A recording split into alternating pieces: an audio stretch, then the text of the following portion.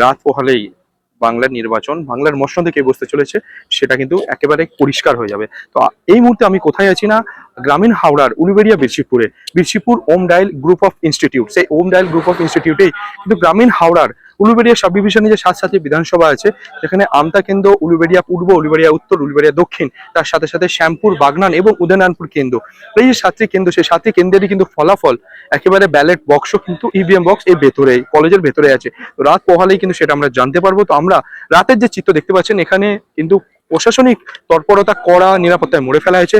সেখানে সিআরপিএফ এর জওয়ানরা, সাজোয়া গাড়ি সহ আরো জওয়ানরা, রাজ্য পুলিশ, বেঙ্গল পুলিশ, সমস্ত পুলিশই তৎপরতা একেবারে কড়া নিরাপত্তায় মুড়ে ফেলা হয়েছে। আপনাদের সরাসরি আমরা ভিজুয়াল দেখাবো এবং অবশ্যই আপনাদের মূল্যবান মতামত জানাবেন। এবং বাংলার মসনদে কে বসতে চলেছে, কমেন্ট বক্স কিন্তু আপনাদের জন্য খোলা আছে। সঙ্গে থাকবেন, দেখতে থাকবেন আমতা টিভি।